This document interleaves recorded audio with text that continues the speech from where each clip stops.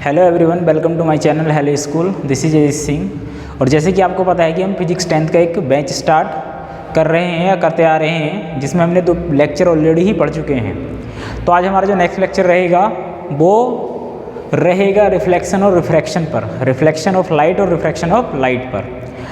तो आइए लेक्चर को शुरू करते हैं। उससे पहले यदि आपने हमारे चैनल को अभी तक सब्सक्राइब नहीं किया है तो प्लीज़ सब्सक्राइब कर लीजिए और साथ ही साथ बेल आइकन को भी प्रेस कर लीजिए, जिससे कि आने वाली सभी वीडियोस की नोटिफिकेशन आपको टाइम पर मिलते रहें। तो आइए चलते हैं रिफ्लेक्शन और रिफ्रैक्शन ऑफ लाइट पर। तो सबसे पहली बात है कि हम समझते हैं रिफ्लेक्शन ऑफ लाइट क्या होगा। रिफ्लेक्शन ऑफ लाइट क्या होगा? रिफ्लेक्शन ऑफ लाइट को समझने से पहले हम एक बात समझेंगे कि जो वर्ड है रिफ्लेक्शन, इसका क्या मीनिंग है। ये जो वर्ड है रिफ्लेक्शन, इसका मीनिंग क्या है? लाइट हम इजीली समझ जाएंगे या समझ चुके हैं। तो रिफ्लेक्शन का मीनिंग होता है किसी भी सरफेस या फिर किसी भी ऑब्जेक्ट के सरफेस से स्ट्राइक करके बाउंस बैक होना। जैसे कि मान लो मेरे पास एक बॉल है, और मैंने उसको थ्रो किया किसी बॉल की ओर या किसी दीवार की ओर। क्या किया मैंने? थ्रो किया। अब जैसे ये बॉल पर स्ट्राइक करेगी, ये बॉल दीवार पर स्ट्राइक करेगी, तो दीवार पर स्ट्राइक करने के बाद बाउंस बैक होगी। मीन्स मैंने उसको थ्रो किया और थ्रो करने के बाद मैं इसको कैच कर लूँगा। मीन्स जैसे ही वो दीवार पर बाउंस किया, इसने दीवार पर बाउंस किया तो ये सीधे मेरे हाथ में आ गई। अब वो कंडीशन हो सकती है कि मेरे हाथ में आए या वापस चली जाए, लेकिन जैसे ही दीवार पर इसने स्ट्राइक किया तो ये बाउंस बैक होकर मेरे पास आ गई। अब दीवार पर जैसे ही बाउंस बैक हुई, अब दीवार पर जैसे इसने स्ट्राइक किया तो उसको हम बोलते हैं क्या? Reflection of ball, reflection of ball. उसी प्रकार यदि कोई ये लाइट यहाँ क्या लगाएंगे? एरोहेड। हमने अच्छे से पढ़ा था एरोहेड या रे ऑफ लाइट क्या होता है। एरोहेड ये शो करता है कि लाइट किस डायरेक्शन में प्रोपेगेट हो रही है। ठीक, अब ये लाइट है। अब लाइट जाकर किसी भी ऑब्जेक्ट के किसी भी सरफेस पर जैसे इंसिडेंट होगी, तो इंसिडेंट होने पर इस पॉइंट पर ये बाउंस बैक होगी। क्या होगी? Bounce back. ये ऐसे बाउंस बैक होगी। इसी फिनोमेना को हम बोलते हैं रिफ्लेक्शन ऑफ लाइट। इसी फिनोमेना को हम बोलते हैं reflection of light. Means whenever A ray of light strike on a surface of an object, it bounce back in the same medium. मतलब ये उसी मीडियम में बाउंस बैक हो जाएगी। इसी फिनोमेना को हम बोलते हैं reflection of light. I hope कि आपको ये बात समझ में आई होगी। अब एग्जाम में कैसे लिखेंगे? डेफिनेशन तो लिखनी होगी। अब हमें समझाने से तो काम चलेगा नहीं, तो एग्जाम में डेफिनेशन कैसे लिखेंगे? यहाँ मैंने एक प्रॉपर डेफिनेशन लिख के रखी है आपके लिए, आप इसको नोट भी कर सकते हैं। अदरवाइज आपको ये अगर अच्छे से समझ में ना आए या फिर समझ में क्या ना आए, यही डेफिनेशन होगी। उसके लिए आपकी सहूलियत के लिए, इजी करने के लिए मैं आपको इधर एक स्लाइड पर एक डेफिनेशन लिख दूंगा, जिसको आप स्क्रीनशॉट लेके उसको अपनी नोटबुक में कॉपी कर सकते हैं। तो रिफ्लेक्शन ऑफ लाइट क्या होगा? Reflection of light is the phenomena, मतलब एक ऐसी फिनोमिना है, एक ऐसी घटना है of bouncing back of light in the same medium on striking the surface of the any object. मतलब किसी भी ऑब्जेक्ट के सरफेस से लाइट का स्ट्राइक करने के बाद बाउंस बैक होना, यही फिनोमेना क्या कहलाएगा? Reflection of light. अब एक चीज़ यहाँ देखो मोस्ट इंपॉर्टेंट है, वो क्या है? ये लिखा सेम मीडियम क्या होना चाहिए? सेम, मतलब डिफरेंट मीडियम नहीं होना चाहिए, अदरवाइज ये रिफ्लेक्शन ना होकर कुछ और हो जाएगा। क्या होगा आगे हम पढ़ाएंगे। तो फिलहाल तो यही कि रिफ्लेक्शन ऑफ लाइट क्या होगा कि रिफ्लेक्शन ऑफ लाइट किसी भी ऑब्जेक्ट के सरफेस पे स्ट्राइक करने के बाद जैसे ही बाउंस बैक होगी, इसी फिनोमेना को हम बोलते हैं कि reflection of light. I hope कि आपको बात समझ में आई होगी। ठीक, उसके बाद अगर हम बात करें तो ये देखो नीचे लिखा है इन रिफ्लेक्शन, मतलब रिफ्लेक्शन में path of light rays change without any change medium. अभी मैंने आपसे बताया था कि एक मोस्ट इंपॉर्टेंट टर्म्स या फिर वर्ड्स कह सकते हैं सेम मीडियम। ये जो सेम मीडियम क्या? सेम मीडियम मतलब जिस मीडियम से लाइट आएगी बाउंस बैक होकर उसी मीडियम में चली जाएगी। तो यही इसमें लिखा है कि इन रिफ्लेक्शन में लाइट रेस का जो पाथ है, लाइट रेस का जो रास्ता है, वो तो चेंज हो जाएगा, बट जो मीडियम है वो कभी भी चेंज नहीं होगा। कैसे होगा, कैसे नहीं होगा, अभी हम एक डायग्राम में उसको समझेंगे। ठीक, उसके बाद चलो डायग्राम में समझते हैं।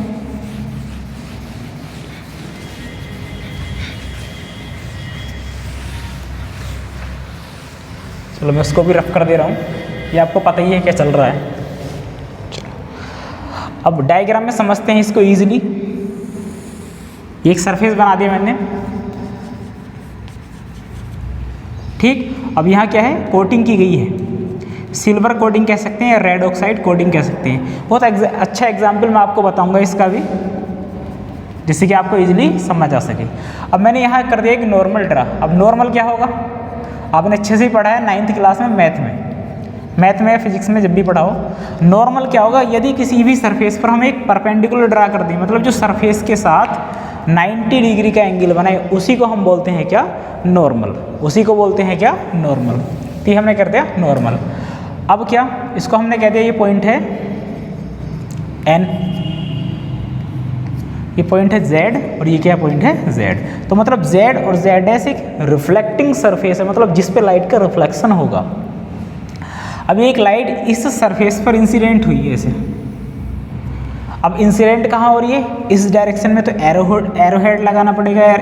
एरो हेड के द्वारा हम क्या करेंगे इसको, शो। विदाउट एरो हेड के हम किसी भी रे को शो नहीं कर सकते। अब हम विदाउट एरो हेड के हम किसी रे को शो करेंगे तो हमें क्या पता चलेगा कि रे जो है वो किस डायरेक्शन में प्रोपेगेट हो रही है। अगर हमने एरो हेड नीचे को लगाया तो इसका मीनिंग ये है कि जो लाइट रे है वो इस डायरेक्शन में प्रोपेगेट हो रही है। अगर हम एरो हेड नहीं लगाएंगे तो हम ये डिफाइन नहीं कर सकते हैं कि लाइट रे की जो डायरेक्शन है वो डायरेक्शन कहाँ है।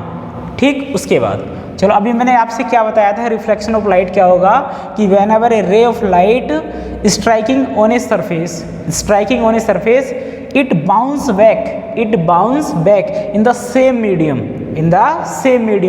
This phenomena is known as reflection of light. Clear. उसके बाद अभी एक सेकंड लाइन और लिखी थी हमने, क्या लिखा था, इन reflection the path of light rays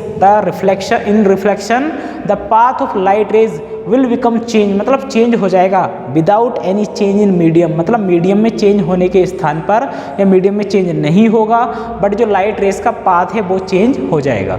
okay, अब ये क्या होगी, इंसिडेंट रे। अब जैसी इस सरफेस पर स्ट्राइक करेगी और रिफ्लेक्ट हो जाएगी, तो ये होगी इस रिफ्लेक्ट। एरो हेड हमने ऐसे लगा दिया, मतलब ये लाइट रेज इस डायरेक्शन में आई और इस डायरेक्शन में ये चली गई या प्रोपेगेट हो गई। ओके, यही क्या है, रिफ्लेक्शन ऑफ लाइट। यही क्या है, रिफ्लेक्शन ऑफ लाइट। क्लियर। उसके बाद इस डायग्राम से रिलेटेड कुछ टर्म्स जो आपको हमेशा याद रखने हैं। सबसे पहली बात, ये जो लाइट आ रही है या इंसिडेंट होगी, इसको हम बोलेंगे इंसिडेंट रे।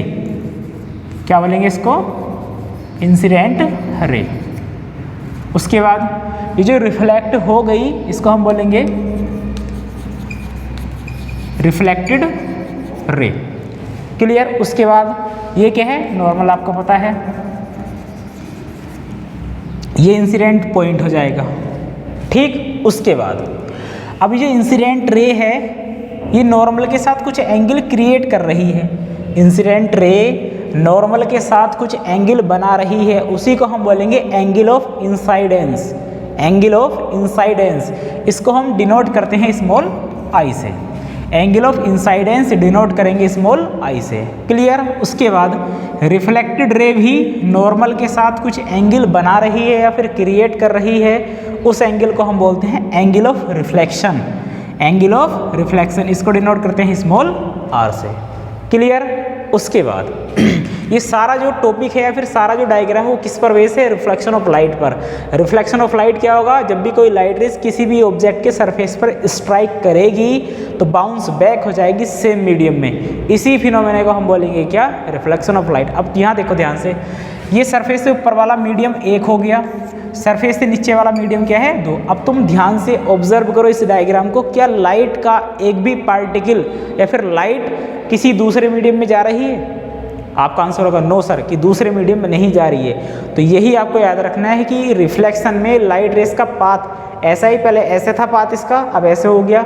लाइट रेस का पाथ तो चेंज होगा बट मीडियम कभी भी चेंज नहीं होगा। मीडियम्स मैंने आपको पढ़ाए हैं प्रीवियस लेक्चर में, कितने टाइप्स के थे, 3 टाइप्स के। एक ट्रांसपेरेंट था, एक ट्रांसल्यूसेंट और तीसरा क्या था, ओपेक। अब तुम मुझे बता दो कि ये कौन सा मीडियम होगा। ये वाला होगा ट्रांसपेरेंट, क्योंकि लाइट इसमें इजीली ट्रैवल कर रही है। अब ये जो सरफेस है ये मीडियम कौन सा हो सकता है, ट्रांसल्यूसेंट हो सकता है, ओपेक हो सकता है। ट्रांसल्यूसेंट आप नहीं कह सकते, क्या कह सकते हैं? ओपेक, क्योंकि इस मीडियम से बाहर को लाइट नहीं निकल पा रही है।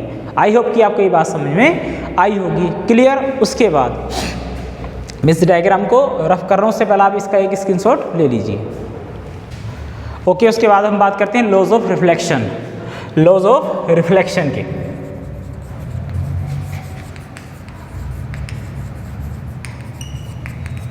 बहुत ही मोस्ट इंपॉर्टेंट है, केवल 2 ही लॉज हैं। पहला क्या है? हम दोनों लॉज को इस डायग्राम की हेल्प से अच्छे से समझते हैं। डायग्राम की हेल्प से आपको ये जो लॉज हैं वो बहुत अच्छे से समझ में आएंगे। पहला क्या है? देखो, आप ध्यान से देखो, ये वाली जो रेज है इसको हम बोलते हैं क्या? इंसिडेंट रे, आपने अभी पढ़ा है। उसके बाद ये वाली जो रेज है वो क्या है? Reflected ray. ये क्या है? आपका नॉर्मल। और ये क्या है? किसी भी ऑब्जेक्ट का सरफेस। इसका हम बोल सकते हैं क्या? कोई प्लेन है। जेड और जेड एस क्या है? एक प्लेन है। ठीक, उसके बाद अब तुम ध्यान से इस ऑब्जर्व करो इस डायग्राम को। ये जो इंसिडेंट रे है, incident ray, reflected ray and normal, ये तीनों ही मीन्स इंसिडेंट रे, नॉर्मल और रिफ्लेक्टेड रे, ये तीनों ही इस प्लेन में किसी एक पर्टिकुलर पॉइंट मीन्स एन को हम बोलते हैं इंसिडेंट पॉइंट, तीनों ही इस प्लेन में लाई करते हैं। बस यही पहला रूल है। क्या? कि in reflection incident ray, normal and reflected ray at incident point are lie in the same plane, मतलब तीनों ही एक ही प्लेन में लाई करेंगे। मैं इसको लिखे दे रहा हूँ, या आपको स्लाइड पर लिखा हुआ मिल जाएगा, आपको स्लाइड पर लिखा हुआ मिल जाएगा, टाइपिंग किया हुआ। Okay, clear? ये पहला रूल हो गया। पहला रूल क्या है? अभी रिकॉल करते हैं। In reflection incident ray, normal and reflected ray at the incident point are lie in the same plane. Clear? उसके बाद हम बात करते हैं सेकंड लॉ की। सेकंड लॉ क्या है? अभी मैंने आपको बताया था कि जो इंसिडेंट रे है, नॉर्मल के साथ जितना एंगल बनाएगी उसको हम बोलते हैं क्या? Angle of incidence. और रिफ्लेक्टेड रे नॉर्मल के साथ जो एंगल बनाएगी उसको हम बोलते हैं एंगल ऑफ रिफ्लेक्शन।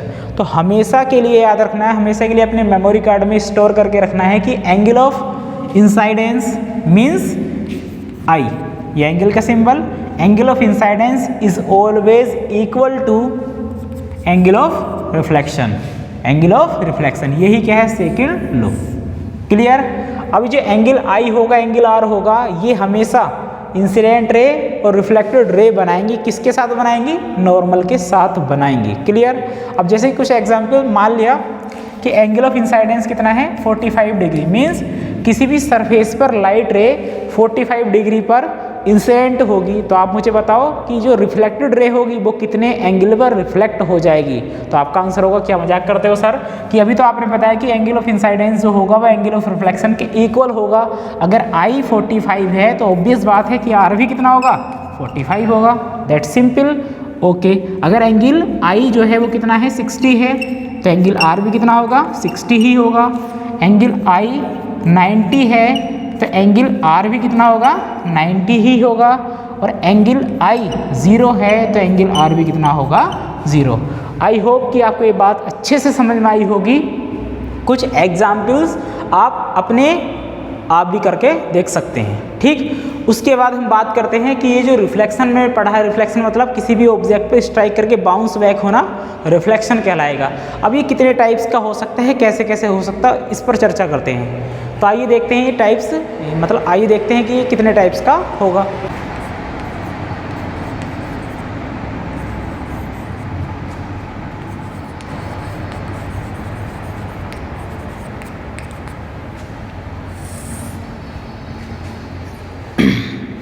तो बेसिकली देखा जाए तो रिफ्लेक्शन ऑफ लाइट जो होगा वो ओनली 2 टाइप्स का होगा। रिफ्लेक्शन ऑफ लाइट क्या होगा? ओनली 2 टाइप्स का। कौन कौन सा होगा?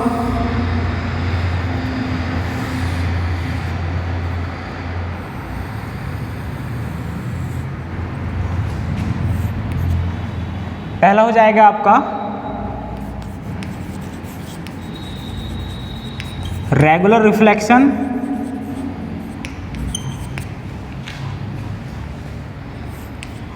और दूसरा हो जाएगा आपका इर्रेगुलर रिफ्लेक्शन। पहला हो जाएगा आपका रेगुलर रिफ्लेक्शन और दूसरा हो जाएगा आपका इर्रेगुलर रिफ्लेक्शन।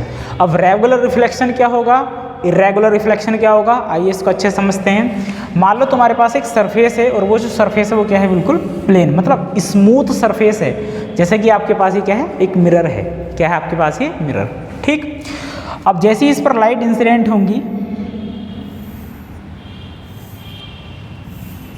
तो ये प्लेन बे में हमने पढ़ा था रे ऑफ लाइट कितने टाइप्स की होंगी, 3, कन्वर्जेंट होगी, डाइवर्जेंट होगी और तीसरी क्या हो जाएगी, प्लेन, सॉरी प्लेन नहीं पैरेलल, थर्ड क्या हो जाएगी, पैरेलल, ठीक। अब ये पैरेलल बे में ये इस पर इंसिडेंट होंगी, तो जैसे इंसिडेंट होंगी सेम एंगल के साथ ये रिफ्लेक्ट हो जाएंगी।